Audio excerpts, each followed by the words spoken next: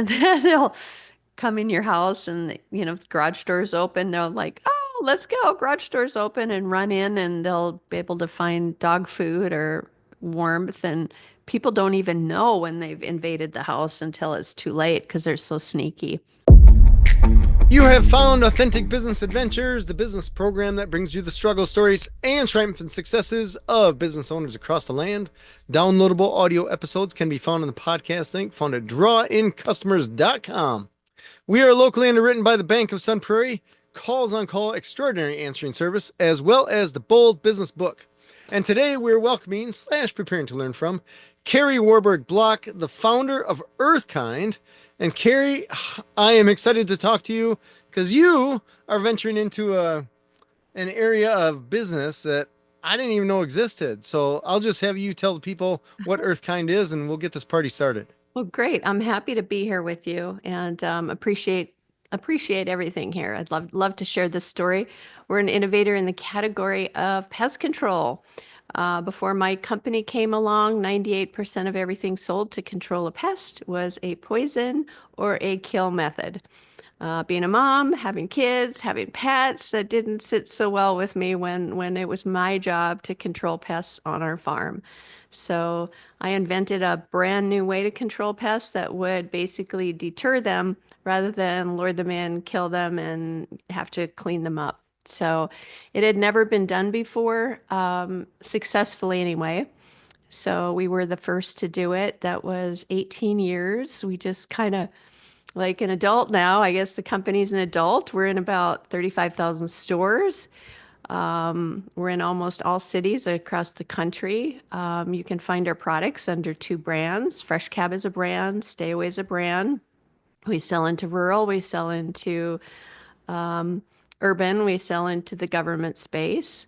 Um, yeah, Man, that's what we do. So the product, basically, what it is it's almost like an old-fashioned sachet.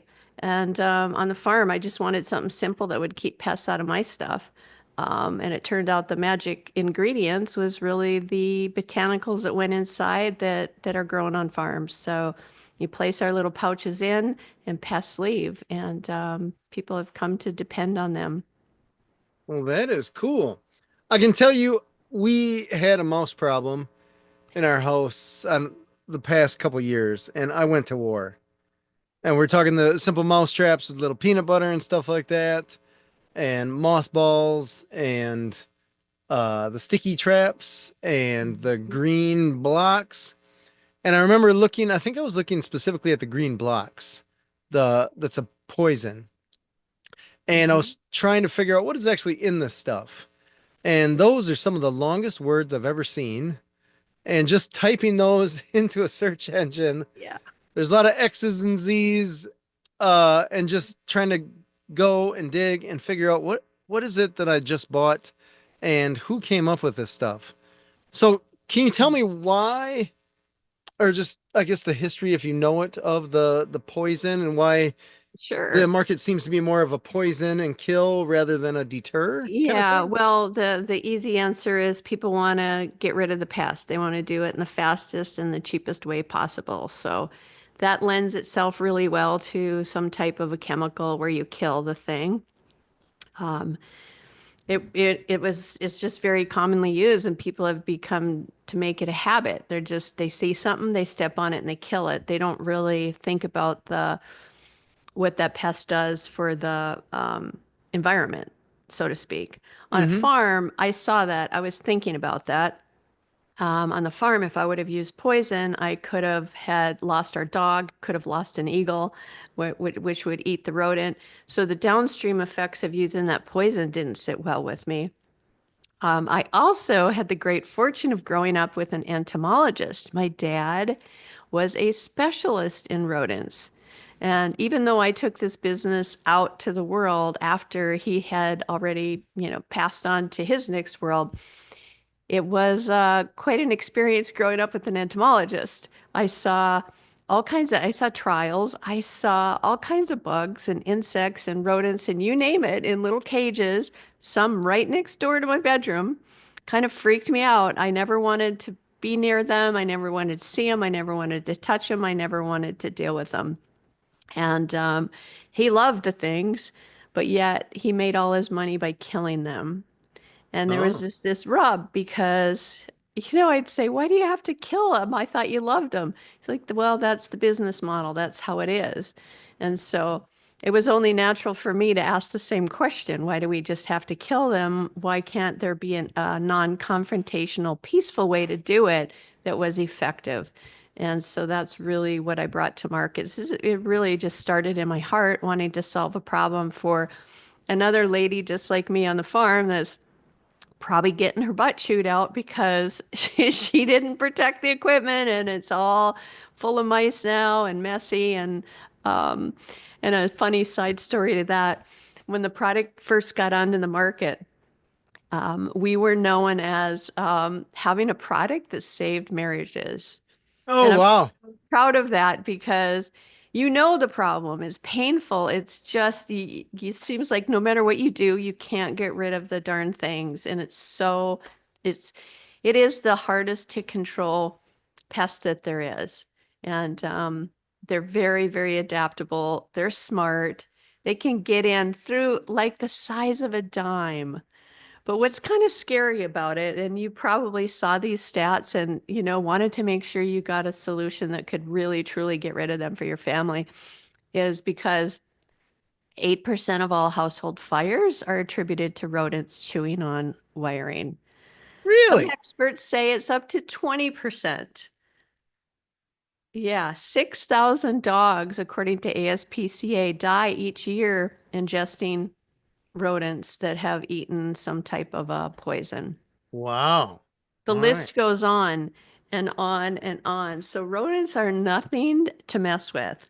So taking this task on was pretty monumental because nobody had ever done it before, taking a botanical alternative to control a public health risk pest.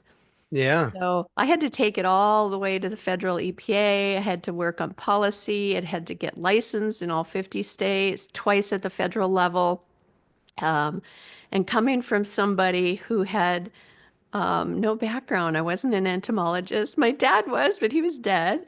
I didn't have any experience in the industry, wasn't a PhD, didn't have any experience really developing products. So I've had to learn all of these things along the way to get the business to where it is today, to make life a little easier for people like you that have that horrible problem and really don't Yeah. want to use something dangerous that they can't read the label of, but they didn't have a choice until we came along. Yeah, I remember going through the home improvement store. You're just looking at the shelving that they Yeah. have with all the options, and it's chemicals. It's just a bunch of chemicals with big words. It's interesting you mentioned how smart rodents are. I had another mouse problem. We're talking probably 10 years ago, something like that. And I learned about the little sticky pad things. And I thought this is super easy. There's some construction happening in an office building that we were at. And I suppose through construction, they had holes that were way bigger than a dime that mice were probably just like, yeah, this is a new vacation home. Let's do it. And I found mouse poop on my desk. And I'm like, okay, that's no good. Mm, So I got a yeah. little sticky pad thing. And I thought the best thing to do, even though it says not to, is to put a little bait in the middle of it. And I come back the next day and I happen to have a clothespin on my desk. And the mouse had put the clothespin over the sticky pad and eaten the bait in the middle. And I was so amazed that a rodent would know. I mean, the clothespin was right by there, but still, oh my gosh. I'm like, man, we could probably have these guys cure cancer if we could figure out how they talk. It seems It's so brilliant. They Uh, really are, and that's kind of the secret to what we do. I figured out how they talk. Each different oh, pest is a different, so um, yeah, it's kind of a different approach. But scientists have been working with rodents for, I mean, they sniff out dead bodies. They can sniff out bombs. They can drive cars if you teach them. They're just, it's really amazing. They can become pets.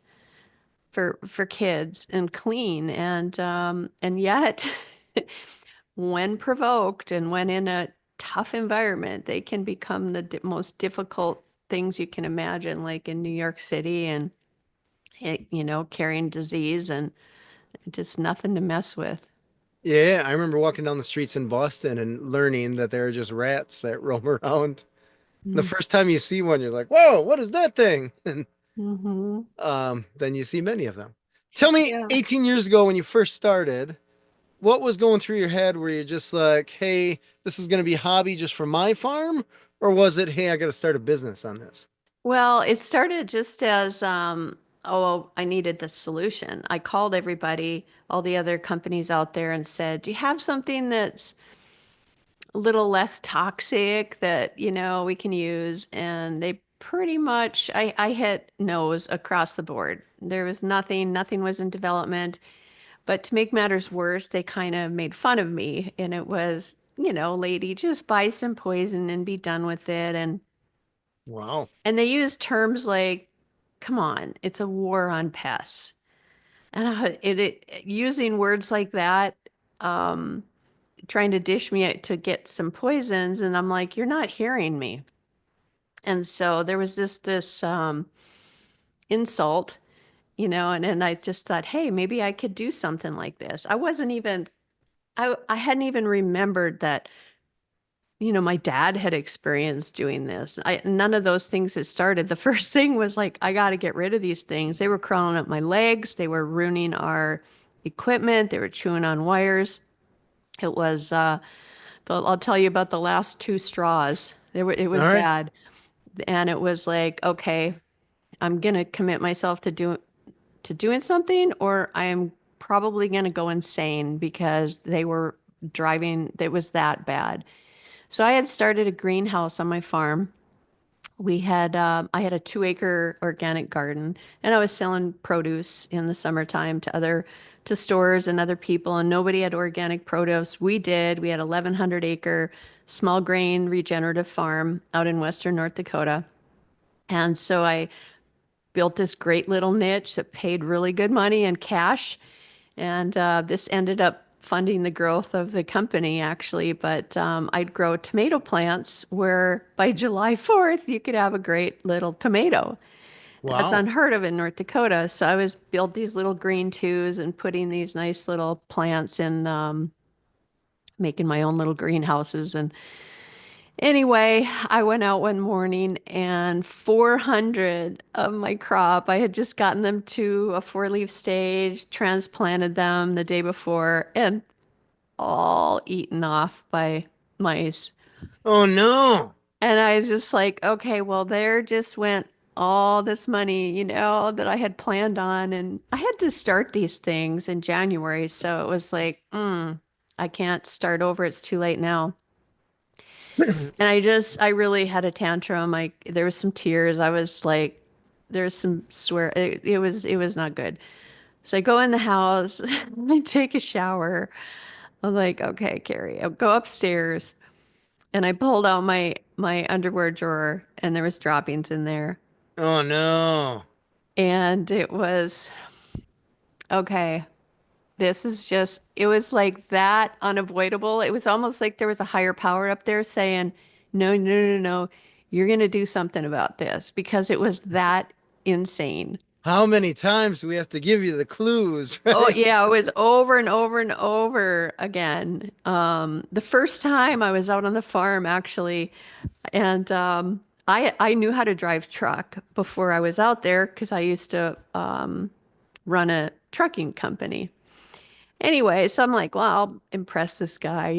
So you need to take anything to town, and he, I jumped in one truck, he jumped in another, and out of the ceiling came mice, and Plural?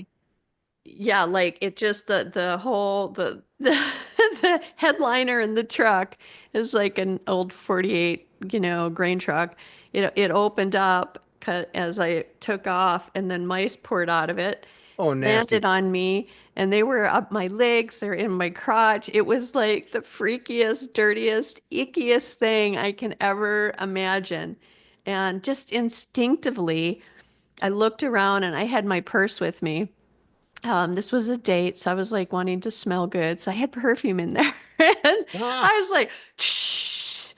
And they actually ran out. And oh, so that kind of gave me my first hint of like, I wasn't thinking of anything. I was just thinking of like raid or something. I need to spray them with something. And that ended up being kind of my secret key is maybe I can control them by some type of sensory aroma. And so that's what it ended up happening. all right. So where did you start? Because I imagine you're like, okay, got to get some stuff that's got some olfactory things here. Do you Yeah. start with something that stinks, or do you start with something strong like mint, or where do you start? Yeah, so I started with mint because there was already this old wives' tale. Well, you use mint, it's going to work for mice. It did not work. And so I'm like cooking up this thing going, oh, I can make all this money because we can grow mint. I was already growing spearmint.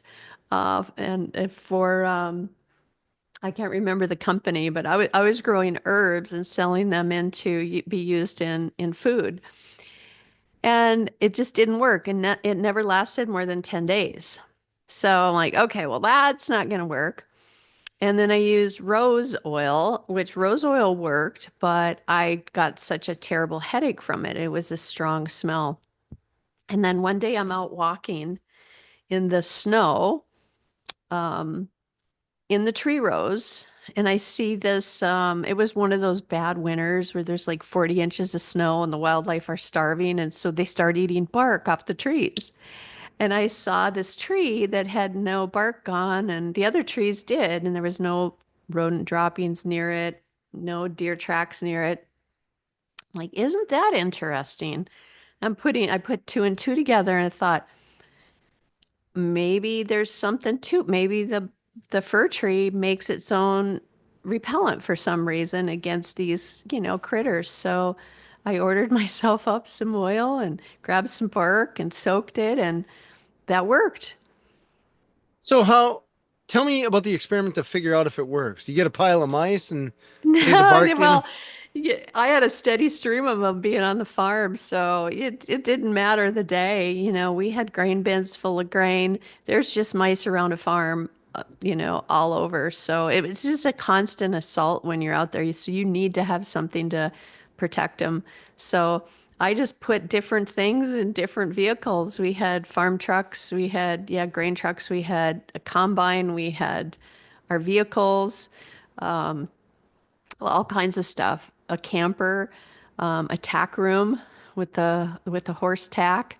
All So right. there's never a shortage of places to test. And the balsam fir ended up being the winner. So it has a molecule that mice find offensive, but nothing else does. Pets don't find it offensive. It's not allergic to anything else. And with the research, here's the interesting thing that I found out about it was monarch butterflies nest and live in the balsam fir trees. Oh, wow. So the only predator to a monarch, they have two, and that's it. One is a yellow oriole, which, they have to be making their migration to get eaten that way. The other is a mouse. Oh, really? So the mice crawl up the trees and try to eat them, and they find them, a delicacy. So the mouse is like so resilient. No other creature wants to eat the monarchs. They Oh, find them, interesting. they get sick from it. The same thing as the milkweed that the babies are reared up on. It's toxic to all other wildlife. So it was like, Huh. wow, nature. So there's a lot of answers in nature if we take the time to observe, when you're looking at solutions. And Native American people always said that. If you have a problem, there's always a solution within your reach. And so that Nice. kept playing in my head, going, okay, well, universe, show me the solution because I'm kind of running up on, a dead end here. Yeah. So you got the balsam fir stuff. And so how, when you first started, how did you distribute that? Was it in little bags? Do you sprinkle it places? Yeah, so this is what it looks like now. It's little sachet about the size of a hand, a small hand. It's got a little topper on it, and it's a breathable pouch. And you place this wherever you want to keep the mice out, and it'll keep them out for a month. Some people use it for up to 3 months. It all depends on the air exchange in the area. But in the beginning, we had a lot of different iterations of that. It started out just soaked pine cones because that's what I was thinking. I can't strip bark off, but I'll take pine cones, right, and soak them in the oil. And so in the beginning, I had like 4-Hers and neighbor kids out in tree rows picking pine cones, Oh, fun. delivering them to my farm. And because when the farmers saw it, they're like, oh my gosh, I need that. I need that. I need that. So I started supplying all of our neighbors, and then it grew from there. And companies started asking me to make them for Christmas gifts so that they could give them to farmers. And after that, then it was okay, well, I better get a grant because this really isn't sustainable. I've pretty much stripped 2 counties of every of every single pine cone that's sitting out here. So then I switched to using like plant fiber, and it's the inside of corn cobs, which is used in the potpourri industry to absorb oils and fragrances, and then it helps to kind of slow release it. So I said, oh, well, that's good. It's a farm product again. It's sustainable. It's something that we could grow and use. Um, and I started using that, and it worked. And then it was, we went through the whole, we had to get it automated, and then we had to get it distributed. And yeah, it was all just basically, one step at a time because it had never been done before. So basically I had to create a new process and a new system for everything, every step along the way. So tell Yeah. me, when you, at this point, you're figuring out, okay, this is how we are going to make the product. Is this, I don't know how the rodent, or I guess what would you call this? It's a It's not repellent. repellent, thank you. Yeah. I don't know how the repellent industry works exactly, but I have interviewed other people in the supplement industry. And the supplement, it kind of seems to be Wild West to a point, even now, where you can just say, like, hey, this does some stuff. FDA doesn't say it does this stuff. Slap it on the shelf and call it good. Is the rodent repellent industry more or less the same thing, where you can just be like, yeah, this does stuff? No, no. In fact, I didn't really know any of that in the beginning. And I was at a trade show, and we had started to pick up some steam here. And the media came by, and they saw this huge group of people at my booth buying this stuff because the word had gotten out that, hey, this farm wife invented this stuff and it really works. You got to get some. So hundreds and hundreds of people drove to town to come to this show to buy it from me. So the news came over, they interviewed me, and um, the next morning there was a line like 2 blocks long. And this is North Dakota in the wintertime. So it was like below zero, probably. It was freezing, and people were waiting out in line to get this stuff before we sold out. And Wow. that was that moment. I'm like, I told my kids, I'm like, oh, we're gonna be rich, you guys. Like, people are so, it was like, heaven. It was just amazing. I'm like, because I was happy because I knew how big of a problem it was. And I'm like, wow, I solved this problem and we can make a real business out of this. Well, at the end of that line was the pesticide police. And they Oh, said, nice. yeah, yeah. And they're like, did you know it's illegal to make these claims without a blankety blank, whatever? I'm like, what? This is like there's nothing in this except farm ingredients. It's safe, it's natural. We're not doing anything wrong. Yeah, I'm like, didn't repel well, quite if you're everything there. making a claim, you have to have that license. I'm like, okay, well, tell me how to do that.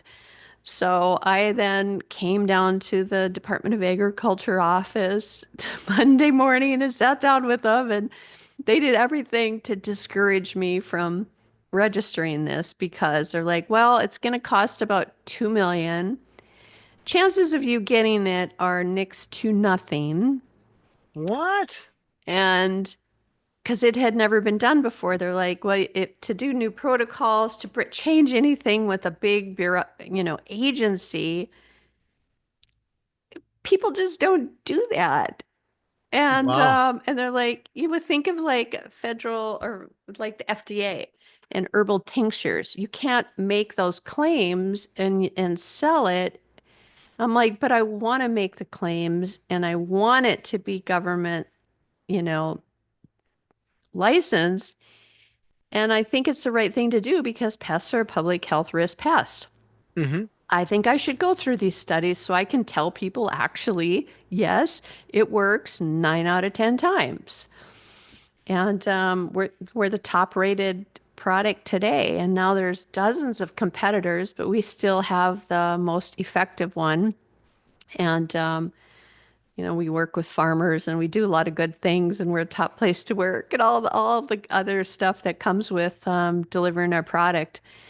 But way back when they're like, yeah, it's probably not going to happen. So yeah, I went back to that conversation that I had when the pest companies were like laughing at me, calling me stupid. Just use the poison. Just use the poison. And I said, well, at least I have to try. So I sold my horse, my pack horse. I sold my 68 Pathfinder camper. Went and got some grants and just started the path and thought, well, one step at a time. And, by the grace of God, we got the first federal EPA registration for botanical rodent repellent. So was that the most expensive thing? Was just getting essentially government approval to slap this Yeah. nature thing out there? Yeah. Well, the most expensive thing was losing the marriage, I think, Oh, because yeah, when the business started to go, and I said, this is my calling. I can't be the farmhand anymore. I can't. I really want your support. I've busted my butt for a lot of years on this farm, and I'd like some help. And he was like, "Nah, that's not my gig, really." I'm like, ouch. okay, yeah. So it was pretty amicable. And he's like, but you go, girl. So I still, miss being on the farm, but I had to make my choice there because I couldn't really do it from Western North Dakota, where the closest airport was like a 2-hour drive on gravel. And All right. I was wondering because I know you're in North Carolina now, so I was trying to figure out like, are you commuting back and forth? Or yeah, I'm in North Carolina now as the business grew. I ended up moving all of our factories down here after the textile mill was decimated. There's all this beautiful big buildings. We have a 400,000 square foot building we could move into. We retrofitted it. It was 400,000. yeah, we're in 100,000 of it, and other tenants have the other spaces. But we were able to move in down here for a fourth the cost of what the warehouse space cost up north in the winter. We were able to turn our products so much faster. Like our customers, for instance, Lowe's is less than 5 minutes away. Um, Nice. you know, Depot's just a hop, skip, and a jump over in Atlanta, and Walmart's in Bentonville, so we can really get around from this location. It gets a little tough to get out to LA for sure, but Sure. since all the ingredients are grown on farms, what we were doing before is we had to get everything growing, then you ship it in, we convert all the stuff, and then we have to ship out to customers. And the turnaround time was just sometimes it would take 10 days. Okay. And in North Carolina, we can, go through the whole cycle in half that. Wow. Okay, that's impressive. Yeah. And I can imagine that there's no rodent problem in your manufacturing. No, It's kind of funny because there's a business next door to us and they have concessions and they do race cars, like miniature race cars, because we live in NASCAR country and it's all about racing here where we live. And so there's this little mini race car place and they have concessions. And when we moved in, it was so funny because they're like, well, I don't know what's going on, but we're like we're seeing more rodents and we're seeing snakes and we're seeing all this stuff. I'm like, that's because they're not in our factory anymore. They're Because it, escaping out. yeah, it was vacant, so they had kind of moved in, and Oh. people had, storing stuff there, and so it just drove them all over them. And we're like, don't worry, we got you covered. Just buy our stuff. So that's the like the downfall with our product because it doesn't eliminate them, but it moves them out. But the good part of it is once you use our product, the pests themselves leave a pheromone trail to the other ones and say, don't go here. So it helps in controlling the next ones as well. Oh, It's interesting. part of their communication. All It right. doesn't last though, because like once the product is kind of lived its shelf life, it's like nature forgets and comes back in. So that's, a built-in replacement, I guess. All right. So the other option is to just plant a bunch of fir trees around. Yeah, yeah, for sure. There's a lot of things people can do, and our website is just a wealth of information. We have probably the most extensive library out there of help because we started writing helpful blogs and content many, many years ago. And like, here's all the things you can do, for instance, keep your wood pile 20 feet away because From the building. oftentimes, yes, 20 feet away from the house, because oftentimes they'll live in there and then they'll come in your house and, the garage door's open. They're like, oh, let's go. Garage door's open and run in and they'll be able to find dog food or warmth. And people don't even know when they've invaded the house until it's too late because they're so sneaky. They can get in like on your house, like if any kind of a wire leading in upstairs, say in an attic to for electricity, they can get in there. They can get in a crack. I They're remember looking at a buddy of mine just redid the interior of his garage. It was small ferment, and he had so it's probably I don't know 60 by 40 garage barn type thing. And he was tearing down the drywall because he was going to re-insulate. And he was talking about how he wanted to get the spray foam insulation instead of the regular fiberglass insulation because the mice were in the walls. And I'm like, what are you talking about? And he takes down the drywall and you could see the little trails that the mice had been in the walls. And I had no idea that was even a thing. Because in my oh. mind, the mice are going to chase after food. And I don't think there's any food in walls or there shouldn't be, but it wasn't even one or two. It was a maze. Yeah. So the reason for that is because mice generally will make a nest, have their babies and that within about 20 feet of where they're going to find their food. All right. So that's kind of their core area that they're going to live in. So, for instance, if they come out at night and grab dog food or crumbs or whatever it is that, people are leaving behind, they'll come out many times and get as much as they can. And then they pretty much stay quiet during the day and they'll come out more at night. So Interesting. anywhere around your kitchen, you just got to look at where those areas are that they're going to either make a nest, go to feed, or congregate. And once you figure out those areas, you can put our product into those.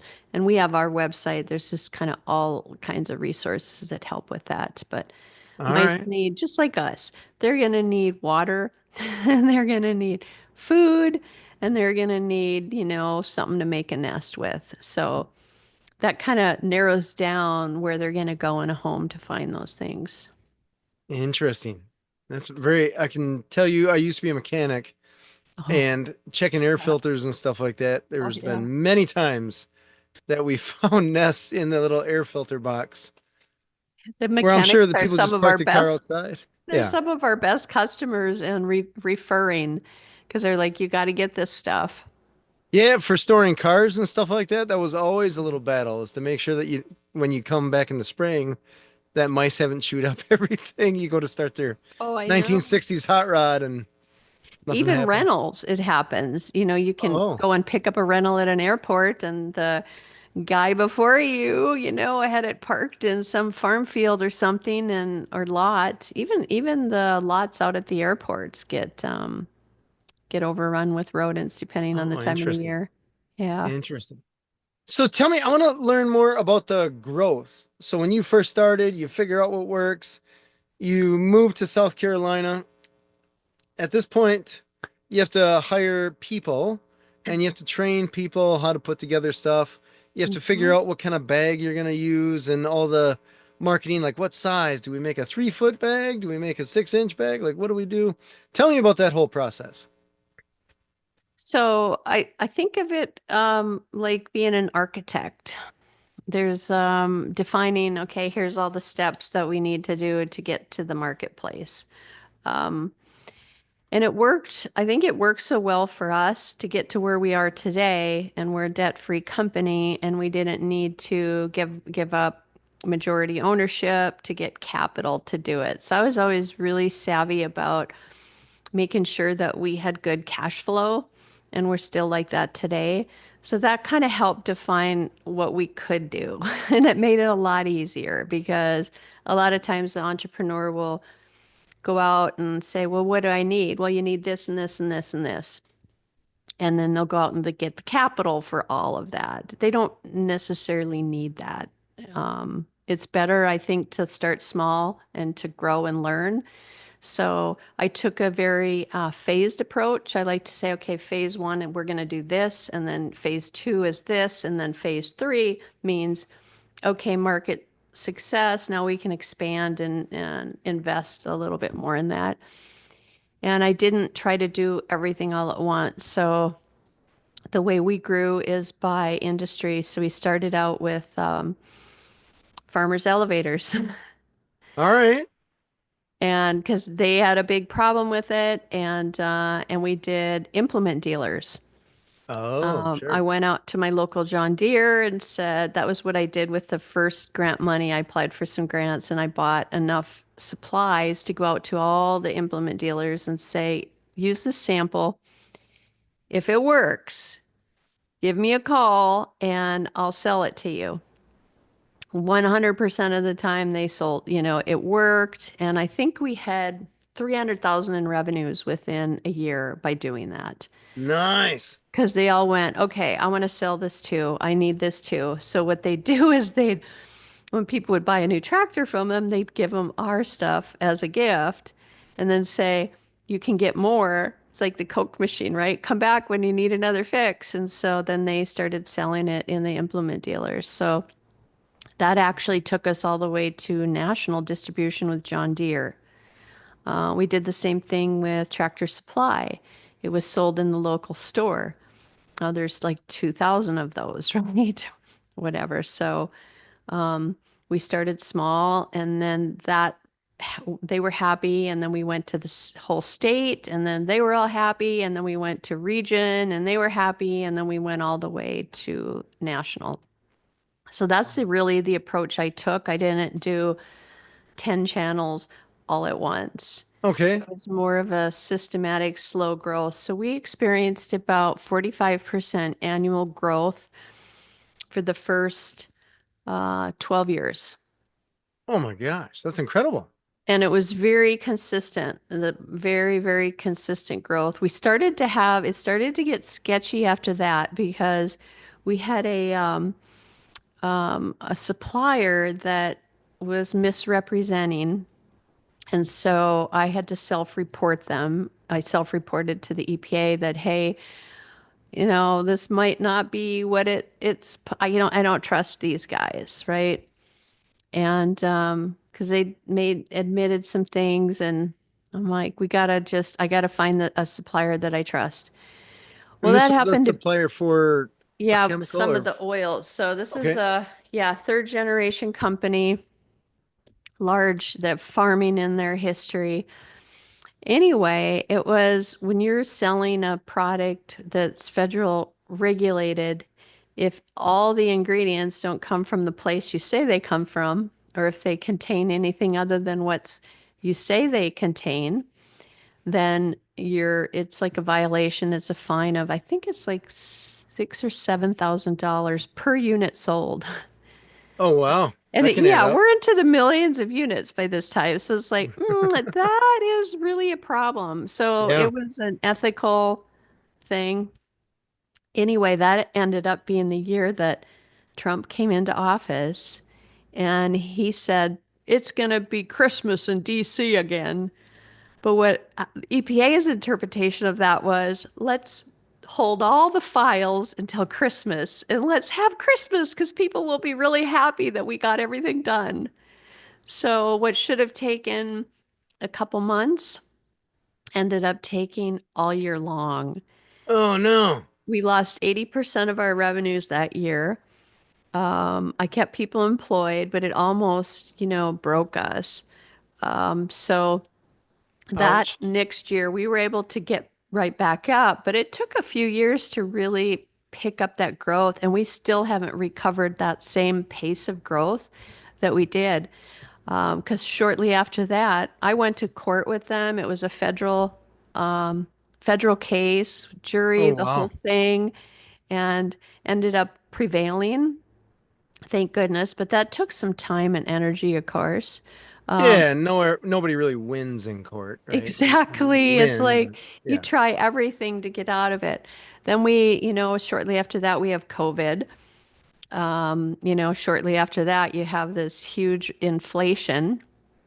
Um, but I'm proud to say we just this year we'll have the best year we've ever had. Oh, Uh, congratulations. we're up, I think, three times what the rest of the market is. We have a leadership team running the company now. I just brought in a CEO to run everything day to day, and I'm going to switch to the strategic chair role. So it's like a perfect mix. It'll help us, I think, stay ahead of the growth because you get to a place in time where it's really hard to do all the strategic planning of working on the business versus working in the business Oh, yeah. because we created this market and now there's dozens of competitors. Procter and Gamble came into the space. All the others are doing more, you know, um, earth-friendly, eco-friendly stuff. Everybody has kind of their own twist on it. Um, so it was like, well, I'm either going to have to really, really run and drive myself ragged and crazy or bring somebody in. And so that's what I did. How do you figure out who to hire as a CEO?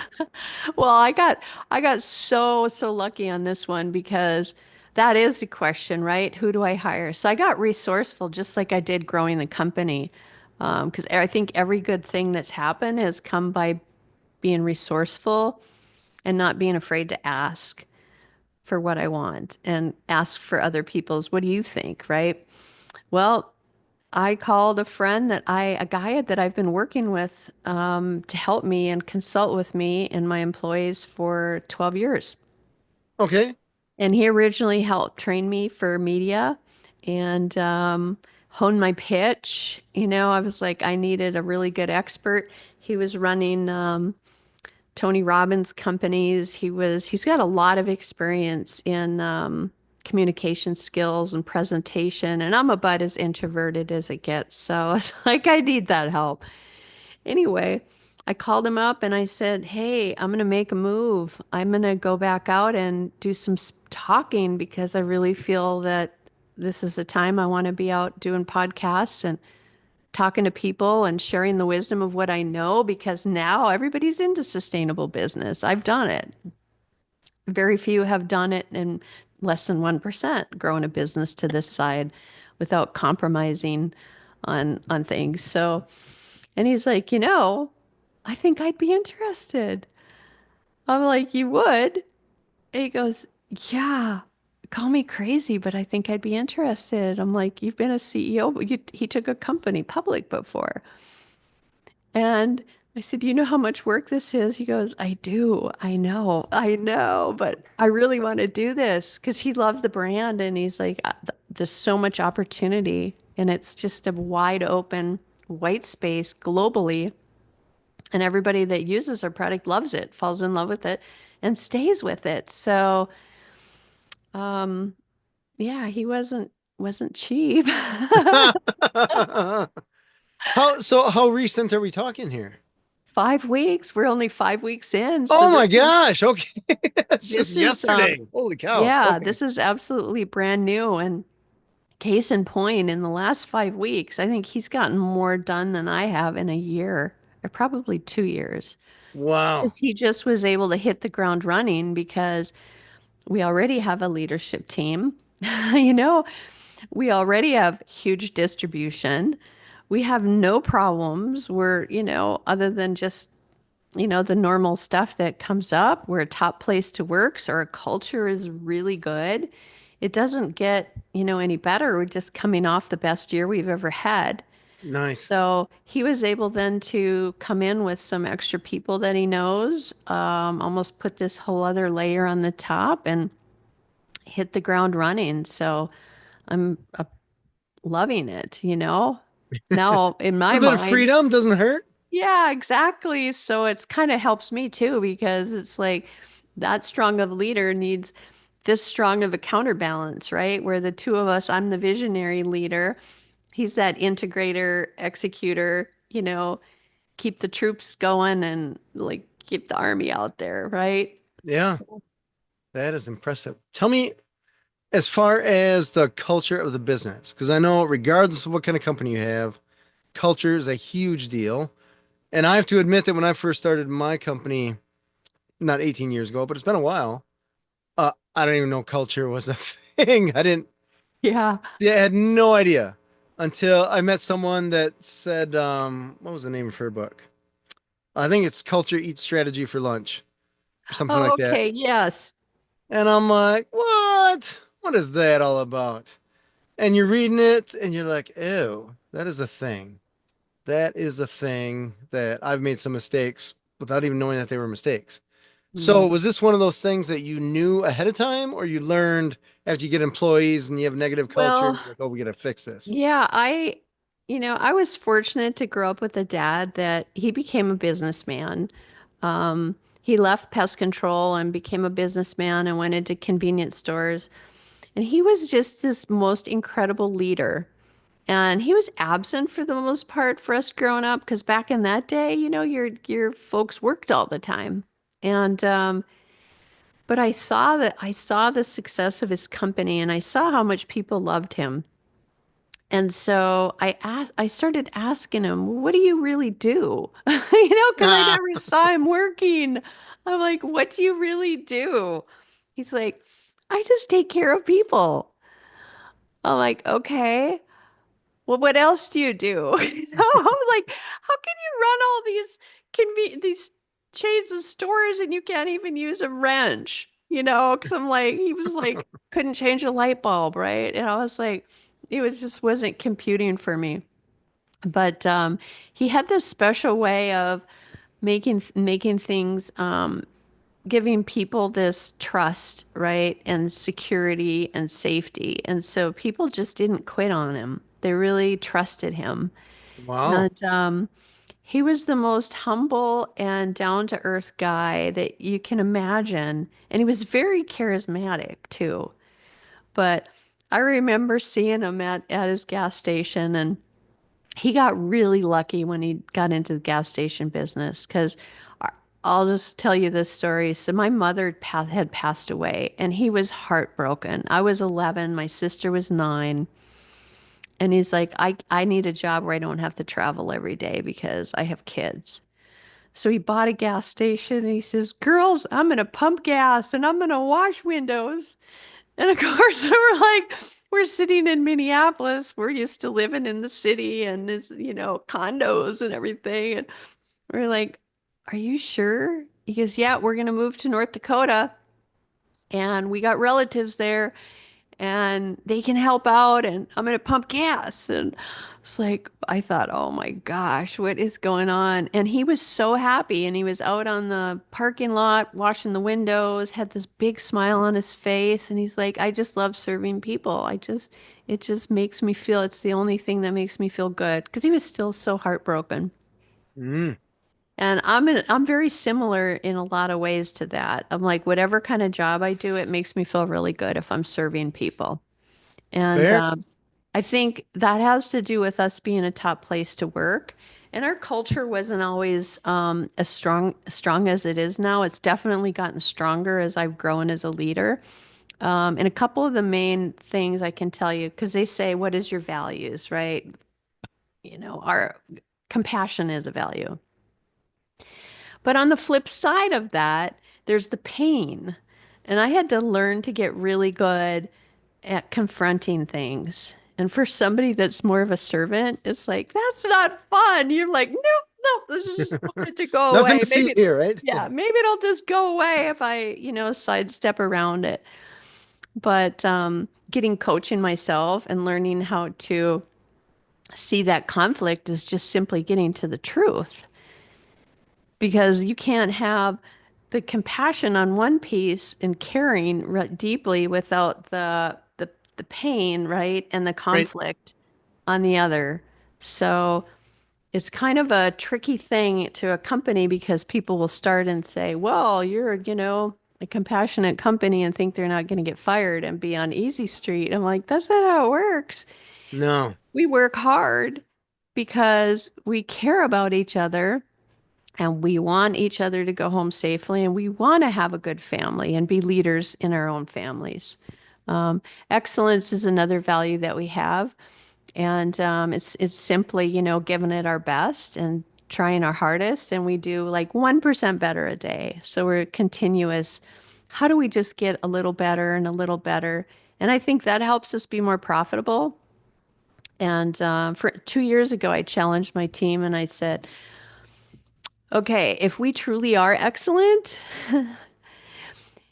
every one of you should be able to take a month off if you need it, and your team will Wow. have your back. And I did it myself. I left last year. I left in December, and I left for a month, and I went to Israel to help the farmers that had been devastated in the war. And I came back, and the team didn't miss a beat. Oh my gosh, that's incredible. And then to our finance lady, she took off for a month, and shortly after, and her team didn't miss a beat. And I said to the plant director of ops, who's a VP now, I'm like, I want you to do the same. And he's like, oh, I don't know if I could do that.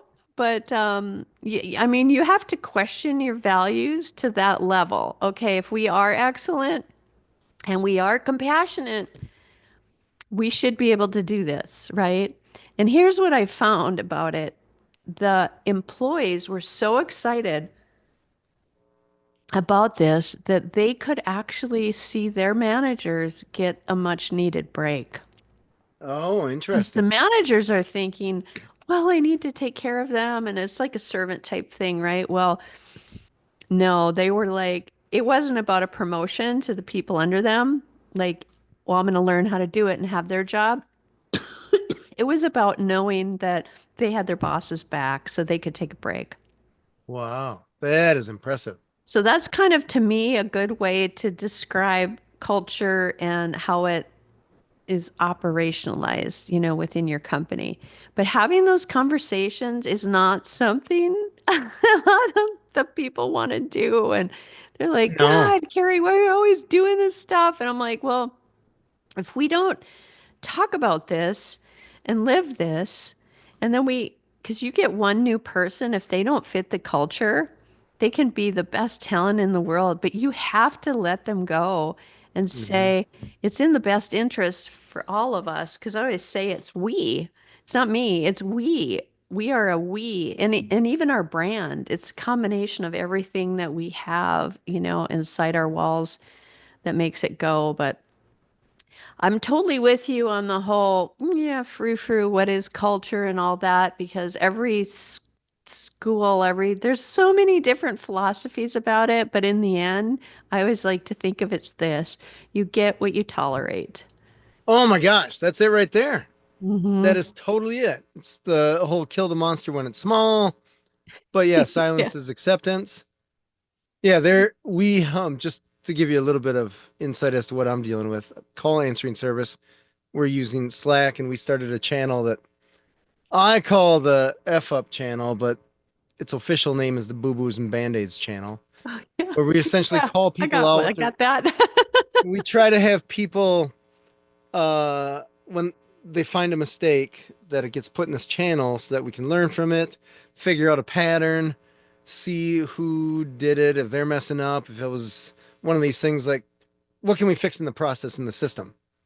Was it Hmm. just ignorance or was it an oversight or was it something where it's just like, hey, I can see how this mistake got made. Let's change the system to make sure it doesn't happen again. And some people are like, got it, cool. And others are like, oh, this is a tattletale channel. And we Hmm. get this pushback. And I was like, you got to separate. This is not a personal attack. This is making sure that we are improving as a company. And the only way that we are going to improve as a company is to figure out where we're messing up. If we think that we're perfect right now, we're probably wrong. Yeah. It's funny, people that aren't used to that level of trust in them, it's really hard on their part to accept that level of responsibility and transparency that they're willing to be brave and say, yeah, it was me. I Right? messed up, right? So, I've always found celebrating that with people is helpful, to celebrate the mistakes. Because it's just, have you ever heard of Jocko, how he deals with it? The Where, Jocko Willink guy? yeah, I love I've it. heard of him, but I don't know this specifically. He has this philosophy for that. So people will come to him, and he did it in the military way back in his elite team. It was, I got this. And he'd go, good. And they'd be like, and he'd go, good, because we found it. We don't have to repeat this. You're alive. Good. And so Right. having that challenge, I've always thought of that, in the back of my head to celebrate it Yeah, fiercely, I um, like that. I celebrate it. I got this idea, I believe, from Ray Dalio's book Principles, which I've been, man, it was one of those books where I'm like, another business book by some guy that made a bunch of money, so thinks he knows everything. And I'm reading it, and the first part where it's about the personal stuff, I'm like, yeah, whatever. Into the business side, I'm like, oh, this guy's dialed in. I like what's going on here. And he's talking about this mistake thing and how you got to call people out and make sure that it just doesn't get overlooked. Otherwise, like you said, what did you say about tolerance? Yeah, what you tolerate, you get. What you tolerate, you get. Yeah, that's perfect. It's perfect. Hmm. So there has been, this is a fairly new, I'd say past 3 months for us. So there's been a little bit of a learning curve and there's been a little bit of like, hey, nothing was in there yesterday. What are the chances that nobody messed up yesterday? Well, another one that I always like to tell people is, I'd say, okay, 99% of the time, it's a process problem, not a Mhm. people problem, a process problem. So when people understand that, it helps too if because some people will take things personally, you know. Oh my gosh. To a fault. To a fault. Yeah, they think like I'm not kicking your grandma. I'm not insulting your I mom. know. We're just telling you that you transposed a couple numbers on a phone number and that's a really big deal. Yeah. And the So, fact that they're so conscientious is like something to be, to be celebrated, but they have to admit it's hard to admit you're not perfect as a perfectionist, right? right, right. Very true. Very true. So, Carrie, what do you find in store for your business over the next few years here as you grow? Well, I'm excited to be able to lean into things like innovative, I call it human experience, All right. right? which to me is the funnest part of it. Leading people and building a culture and building jobs, right? Is what are some incredible experiences that really transform people and help them flourish? Oh, That is something I'm very excited about, doing that through business. Innovation, of course, I'm an inventor. And so continuing to disrupt, sure. disrupt the industry. And I'd love to get on some planes and go overseas as we, can continue to grow. And it's just a lot of fun too, doing business with people that you really respect and admire and get to love over the years. I see these people, our customers' businesses as like my business. Yeah. Oh, yeah. And, I get that. especially when floods happen or hurricanes happen, and it's just like everything stops. Like our people were so heartbroken when the hurricane happened in Asheville, just north of us. It was hard for people, it was like, okay, if you want to go help, we got involved right away. But Nice. but we feel like our community really is part of us. It's a different way of being. We don't see them as separate, really. Yeah, it takes, I mean, you have to have a community in order to have a business. So Hmm. that's the give and take there. So yeah, absolutely. Yeah. So that's next. I'm going to have, definitely more time. My 70-hour a weeks now are maybe going to look more like 40 or 50. Whoa, I whoa, it's know. part-time. Imagine that. Oh, that's incredible. Carrie, where can people find you? So people can Google my name, just Kari Warberg Block, and you can find a lot there. There's in Chat GPT too. That's always fun, right? Yeah, oh yeah. And Yeah. EarthKind is one word, is that correct? Yes, EarthKind.com. You can find all of our products there, a store locator, a huge library of different resources for you can type in the different pests and we'll help you whether it's with our products or not. We will help you. So we're really good at that. Very cool. I love it. And it's earthkind.com, is that right? That's right. All right, I love it.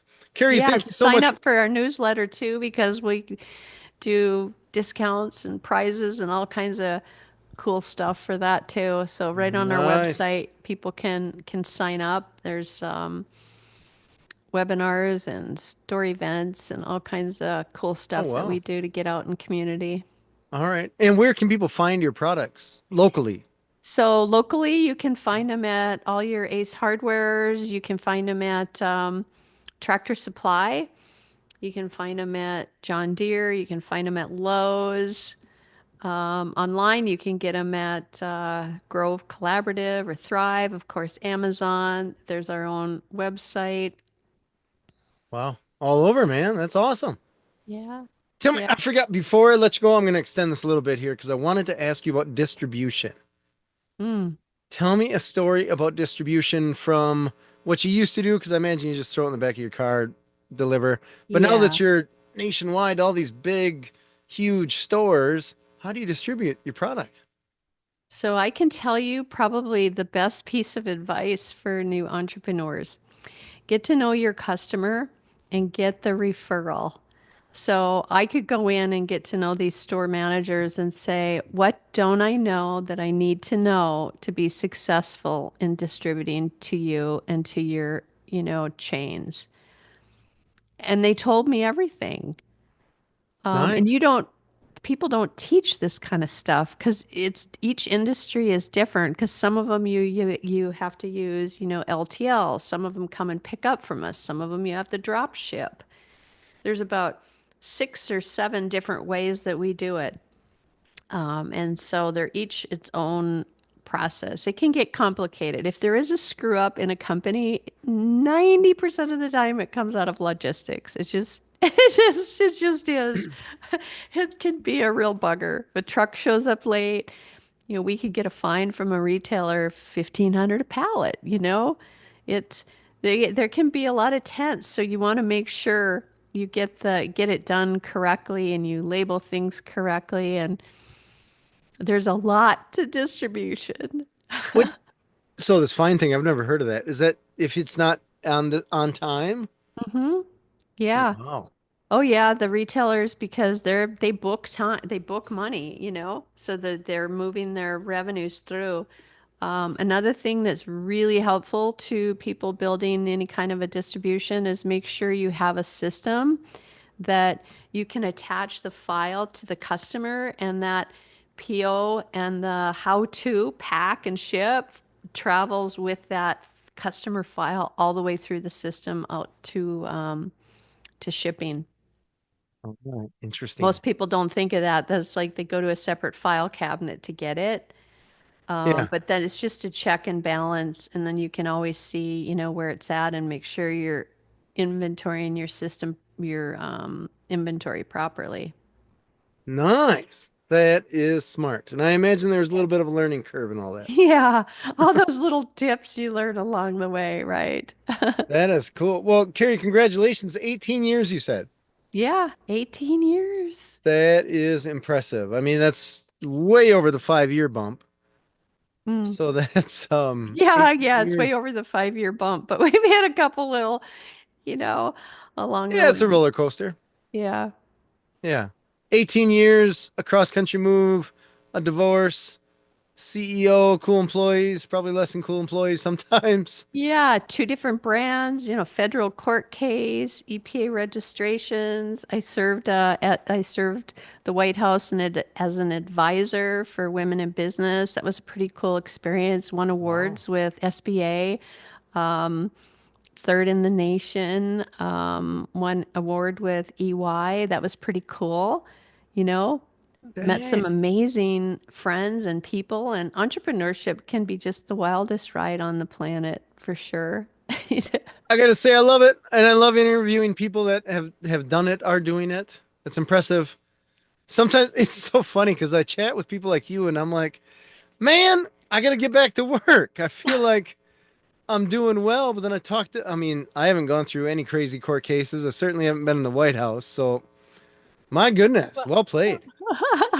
Well, my favorite White House experience was I went bowling. They have a bowling alley in the basement, and All I got right. competitive and I actually crossed the line. And so they grease it for you so you can't, so they know. And I slipped and I fell. The guys come out, the engineers come out from behind the wall, and they didn't have handcuffs or anything, but they're like, ma'am. Oh, that's funny. Yeah, entrepreneur just coming to push it all the way, man. That's what we do, right? Yeah. Boundaries are meant to be broken here. It's all good. Well, Carrie, thank you so much for being on the show. Thank you so much. Just a real pleasure to talk with you today. Yeah, likewise. Likewise. This has been Authentic Business Adventures, the business program that brings you the struggle stories and triumph and successes of business owners across the land. My name is James Kademan, and Authentic Business Adventures is brought to you by Calls on Call, offering call answering and receptionist services for service businesses across the country on the web at callsoncall.com. And of course, the Bold Business Book, a book for the entrepreneur in all of us, available wherever fine books are sold. If you're listening or watching this on the web, if you could do us a huge favor, keep the algorithm happy, give it the big old thumbs up, subscribe, and of course, share it with your entrepreneurial friends, especially those that may have a mouse or rodent problem, which, let's just admit, almost everyone is or will have that at one time or another. Mice are everywhere.